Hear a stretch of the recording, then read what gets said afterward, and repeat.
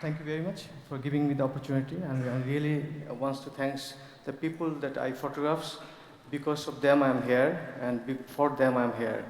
I have been working last 14 years as a photographer, and I live in Bangladesh. We have more than 150 million people, and in our capital we have 15 million, more than 15 million people. And a lot of people, you'll see people, they're living very bad situation. They don't have their basic rights. They even don't have they even have drinking, fresh drinking water. They don't have shelter. They have no food. They work whole day, early morning to late afternoon, and they earn less than $2 a day. But the most important thing about these people, they never give up. They never complain. And they're really strong inside, and they're happy. You will be really surprised if you see these people, you look at their eyes, they look really strong and really happy. They never depressed. I was in many European countries, and I saw people have everything here. If I compare Europe with my Bangladesh, it's like heaven, but I like my hell a lot. Bangladesh is like hell, but I really want to die there. And in this hell, people are really strong, and they never give up, they never complain, they never will say you, because of you, I'm here, I'm poor. You suck out our blood. I'm going to show you some photographs, and I'll talk about it. I just pick few images from my whole archive. I have been working last 5 years about the child labor situation in Bangladesh. More than 7 million children are working almost everywhere. Everybody know about the situation, but it's like a forgotten story. Nobody really cares. And the parents are really poor. They cannot afford, so they have to send their children to work to earn more money. I talk about many factory owners. Why? And they say, we don't want to keep children in our factories, but if we don't keep children in our factory, you tell me what will happen with these children. They will be on the street, they will sniffing the glue, they will be destroyed. So at least they're doing some job. I talk with the parents. A lot of parents, they have no feelings what they're doing. They send their children for work. They work 12 hours a day, and they earn only $10 a month. Lots of small kids, they're like 7 years old children, working from early morning to late afternoon. There is no mask, no protection, nothing. They work in very low light, and the factory owners like to keep them because the children cannot make labor union, and they cannot complain, and they can get the children for a long time, and they pay really, really low, maximum $10 a month. And the elder workers, they get $80 a month. So children is more profitable. But it's a very complicated situation actually. We have a lot of people, huge population, huge poverty, and really these poor people, they're really uneducated. They really don't know what to do, and they have to survive. And it was very difficult to get permission because child labor has been banned since 1992. And after 12 years, I visited a factory, textile factory, who was producing some European brand t-shirt for children. And I got a picture. The owner of the factory, he was beating the boy, 12 years boy, because he was too slow to swing the t-shirt. The factory was there was alley, and there's many factory, and I was passing through the alley, and I just saw it, and I only got the opportunity to take two photos. And that picture won the World Press Photo Award in 2006, and it brings a lot of attention, international attention on this issue. We got many really hard pressure regarding these matters. Then I start getting many calls from the garments owner. What the hell are you doing? What the hell are you doing? You're ruining our industry. And then they publish a book. You know, when the picture gets selected for World Best Photo, they have exhibition in all around the world, and they publish a book. So I take this book with me, and I went to this factory again, and I show the owner. And I told him, if you beat these children anymore, I'll send you to jail. And he was really scared. And he promised he will never beat his children anymore. But you never know. So sometimes I was talking with the factory owners and try to convince them that I don't want to stop child labor, and it's really impossible to stop child labor in Bangladesh. I told you, more than 7 million children, more than half of the population of, I think, Portugal. The children are working in many different kind of factories. Some factory owners, they was agree with me. I convinced them, so they let me go inside the factories. But most of the time, they just refuse me. So sometimes I just jump into the wall. I take the picture and I flee from there. Even I could not take the name of the children's. Sometimes of some factory, because I went several times, so they touched me and they let me go inside the factory. His name is Munna. He's 7 years old, making rickshaw purse. Most of the children, they really lost their childhood. If you see them, they look like grow up. You can see the hand of the Munna. It looks like an old person because they don't use any gloves, and they always touch very dangerous, harmful chemicals and other things. And a lot of children, you will see children in everywhere. In this area, children was collecting stone from a stone mine. They worked from early morning, and it was very cold. I was shaking, but they was working all the time. But most importantly, if you talk to these children, if you ask them what you want to be, what you're doing, most of the children, they say, I want to be a doctor when I grow up. I want to be engineer. They really don't know what they're doing. And I really wanted to do something for these people, because most of the time, as a photographer, honestly speaking, I take pictures, I get award, I get fame, I get money. I'm in Portugal because of these people, because of these photos. But directly, they get nothing. Directly, maybe she get nothing. So I try to help sometimes. I try to sponsor some children's. Last year, I got a photography grant from Switzerland. It's called Vive International Photography Grant. So with this money, I tried to help these children. I wanted to sponsor some children. So I talked to them.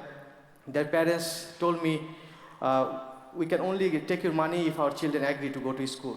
So I want them to send them to school for whole life, and I want to pay for them. And they say, we don't know anything about school life. We grow up in this situation. We cannot live without work. And what I will do, there is many people in Bangladesh, they're educated and they're jobless. At least I'm learning some technical job. So when I grow up, I can continue this work. So it's a very, very, very, very complex situation. Children also working in a dumping yard. They collect plastic bottles, glass bottles, other things to resell. And most of them, they earn $10 a month.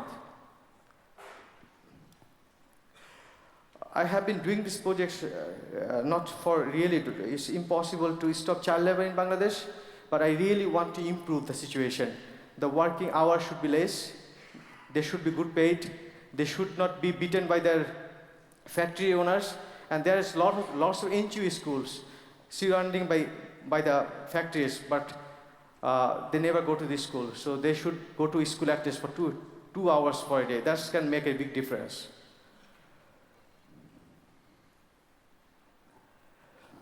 These are hands of Alamin. He works in a brick factory. They carry brick from the field to truck for taking the brick for construction place. And each bricks weight 2.5 kilogram. And each of the children, they carry 8 bricks on their head. And they have to walk like a 1 kilometer. And if they can carry 1,000 brick, they get 60 taka. Most of the children, they can carry only 400 or 600 bricks. And then in the afternoon, they work in the morning as a labor. In the afternoon, they collect coals from the brick field for cooking, helping their parents.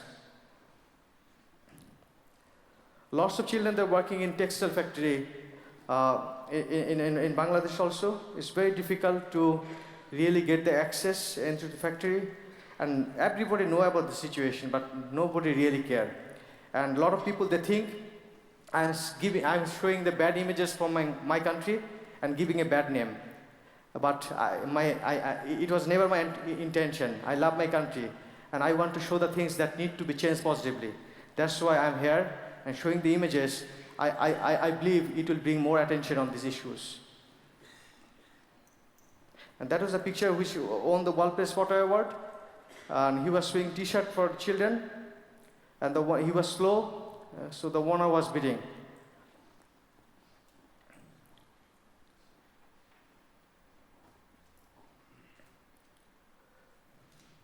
But sometimes I really get depressed. Why? I always take images, the people who live on the edge of the society, and I always want to show the things that need to be changed positively. I get every week I get mails from or messages in Facebook from my Bangladeshi people.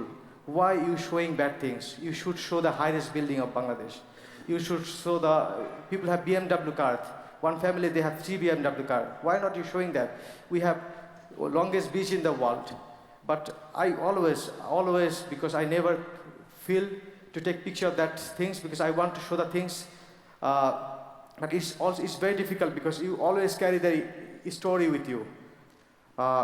It's not easy. I was in an area that was really badly affected by cyclone, and I went there and I saw people was dying there. They had no food, house was destroyed it, and people was living on the street. They was begging, and I had nothing with me, no money. I had only rent for the bus because I suddenly got the news and I went there. So I could not really help them, and I get really sick. I feel I should help them. I should not take their photos. I should build the house. I should give them money. What the hell I'm doing? I'm getting the benefit. I will publish this picture and I'll get the fame. Nothing will happen them. I really get sick. 2 days I could not take photos. I was in hotel. I get fever. Then after 2 days I feel if I take photos, if it get printed in the magazine, maybe there will be more help. People will know about the situation and they will bring more help. Then I start taking photos. And that is my intention, to get across the information. Otherwise, these people are very ordinary. All people I take picture. They're very ordinary people who live just beside us. We see them, but we never pay attention to them. This is another story I have been doing for a long time about the sex workers in Bangladesh, and I'm focusing the child sex workers. Some of them are below 14 years old. They're very young. And the main problem nowadays, they're giving Orarexen, a stereotype tablet by their madam to make them fat and look them older. They think then client will like them. And this tablet is very dangerous for health.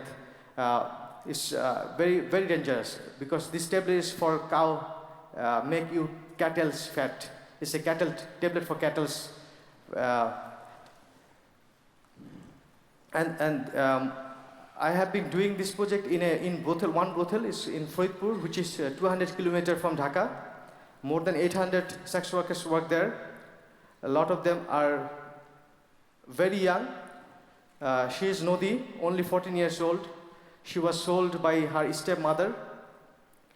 And one madam from this brothel, she brought her with around $500. And she has to work for this madam for 2 years. She will get nothing. For 2 years, she will get nothing, only food and shelter. And they have to work really hard. They have to stand up outside the room for whole day. They are not allowed to go bathroom for a long time. If they are late in bathroom, their ma'am beat them because they lose their clients.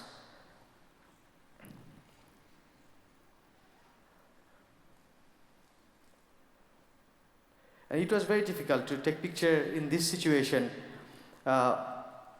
because you have to take permission from local police, you have to take permission from local government. There are working a lot of NGOs. You have to take permission from NGOs, and also you have to take permission from the pimp, also their owner, madams, the the people who control the brothel. So it was very difficult, and also they don't want to show their face. So the images I'm showing, I got all their consent to show their faces and images. And her mother was a sex worker, and she born in this brothel, and she's still doing the same business. And many of the children, many of the girls, they come from the countryside. Some of them, their relatives, promise them that I will come with me. I will give you a job in Dhaka, the capital, in a textile factory. So they trust them and they come with them, but finally they were sold in the brothel. And when you are once there, you cannot run away. There's many guards there, and they are also afraid if they run away from there, people will know about them that they were as a sex worker. Her name is Putul. She is 15 years old. She was beaten by her madam, and she was really angry and depressed. She cut her hand.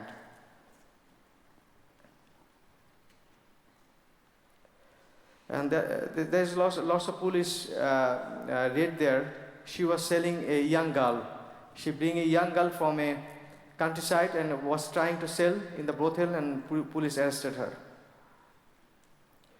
And when they get old, this sex worker, they have nothing to do.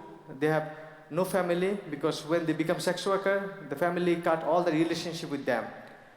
And most of them, when they grow old, they work as a servant to other sex workers' house. Her name was Lisa.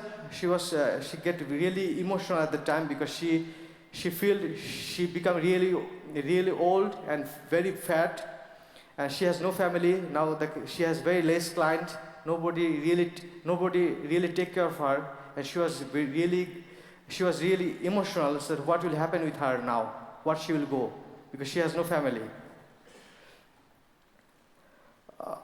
I'm going to show another story about the train. We have a lot of people in Bangladesh, and our train cannot accommodate everybody inside. So there's a lot of people, because of poverty, there are a lot of people, they ride on the train roof, because most of these people, they earn only less than $2 a day. So if they wanted to go inside the car, they have to pay up and down half dollar or $1. So they cannot bear that. So they have to on the train roof. And I was in the same location with them, and it was very, very dangerous, because there was nothing to hold. You cannot hold, and Bangladesh train is like always shaking like this. And once I did not notice, I was taking picture, standing in a train roof, and something hit me here. And I don't know how I saved myself, but I thought I will never go up again. But I could not control. I went up again next day. And I was in the same location where she is sitting. I was just opposite, and I was standing. My belt was in where she is holding on that hook. And they do it just because they don't have money. But these people, they always smile. You see, she's not afraid. If you see her face, and they never complain. They always smile. In 2006 or 7, one of the most powerful magazines from Germany, Stern magazine, they wrote an article, the most happiest people in the world are from Bangladesh. I don't know what makes them happy. They have nothing. They even don't have food for 2 days, 2 times a day, but they always smiling. They never complain. They're really strong. And I want to show that dignity, that strongness that they have. We have everything, but we complain all the time. He get angry because I was just leaning from the train. One of my friend, he was holding my belt, and I was just, because it was too high, so I have to lean like this. And we have a festival, a big festival of Muslim, and that time a lot of people, they go on the train. And there is one place, several accidents happened, and I was taking photos of the accident, and somebody came to me and told me, hey, don't move, and don't worry, you'll get more people. They always fall from here. So a lot of people, they take fish, he is carrying fish from countryside to Dhaka. He will sell fish in the Dhaka and will come back again. And it's really cold, sometimes it's really fast, top of the train, and they're habituated, they know how to do it, but it was really dangerous for me. And some children, a lot of children also work in the train roof, they're selling pickles.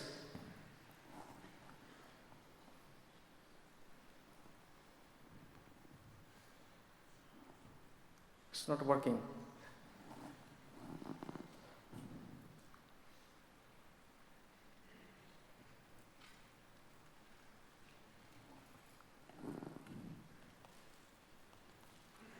But these people was always really friendly and really strong.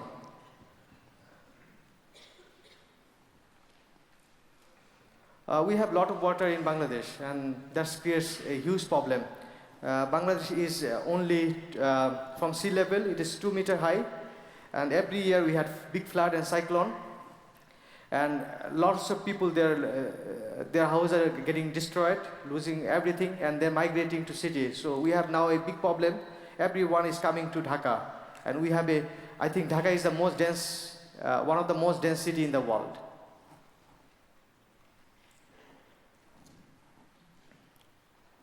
Oh.